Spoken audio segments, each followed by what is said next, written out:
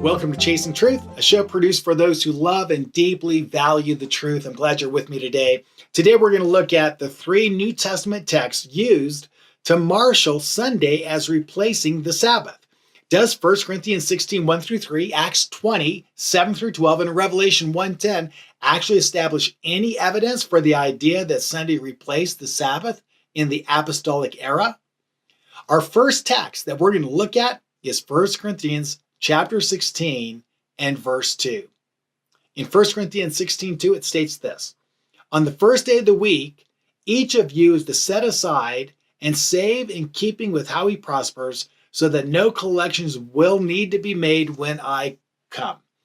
The assumption based on this passage is that this is solid evidence that the early Jewish and Gentile believers were meeting every week on Sunday as the new Christian Sabbath, which by this time had already replaced the seventh-day Sabbath of the Ten Commandments. Is that true? Is that assumption true and accurate? Or is it false? Let's challenge the assumption. Let's take a closer look at what the passage is actually saying. It starts out with this: on the first day of the week. Now, indisputably, this is a reference to what we call today Sunday. It's kind of Jewish lingo for our day that we call Sunday today. So you had a 7-day week within Judaism, and in the first century, you had day 1, day 2, day 3, day 4, day 5, day 6, and then you had the seventh day called the Sabbath. They didn't refer to it as the seventh day, they referred to it as the Sabbath. So the first day of the week, when it says, on the first day of the week, it's a reference to Sunday. But where in this passage is there a corporate meeting? Where is there an assembly of believers for worship and rest?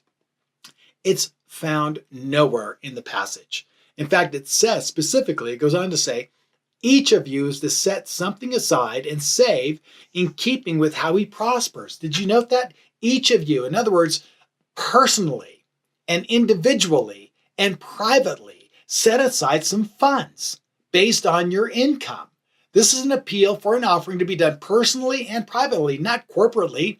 Now, if it was a church service, Paul probably would have used the same phraseology he uses elsewhere in the epistle when believers come together into a home for a worship service.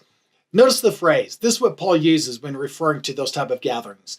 When you assemble as a church, quote unquote. That's found in 1 Corinthians 11:18 and also references in verse 20, 33, and 34 to assembling together as a church. But he doesn't use that here in 1 Corinthians chapter 16 and verse 2. It's interesting to note that this is not a corporate, regular Sunday service where people are meeting together as if it's the new Sabbath.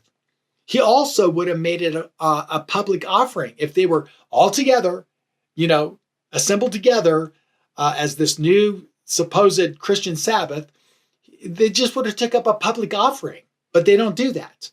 In fact, to make this passage a corporate weekly Sunday service, you would have to rewrite it to state, for instance, on every first day of the week, when you assemble as a church, be sure to take up an offering and together save it there so that no collections will need to be made when I come. That would work. Problem is, that's not what the text says. It is not an assembly of believers. It is an appeal to people in their own homes, personally and privately, to set aside some funds. To read into that this is a new weekly Christian Sabbath replacing the seventh-day Sabbath is too much for the text to bear. There's just no way you can make the text say that. You've got to actually rewrite the text. The fact that it's not a reference to a corporate assembly proves that the assumption that Sunday is the replacement of Sabbath lacks any merit. And the fact that Paul appeals for a personal and private setting aside of funds rather than a corporate public collection also highlights this idea that Sunday has replaced the Sabbath as being nothing more than a myth. So in conclusion, the first of the three most popular and often cited passages for Sunday replacing the Sabbath falls hard on the threshing floor of truth. And if truth matters to you, and I'm sure it does, then you'll have to look for another one of these foundational passages for proving the wild assumption that Sunday replaced the Sabbath in the Apostolic era. In our next show, we're going to take a closer look at one of the two remaining passages. You're not going to want to miss it. Stay tuned. Well, that's it. Thanks for chasing truth with me on this passionate matter. Please subscribe to this channel, comment below, and if you have a chance, check out all of our social media at graftedin.com. Thanks.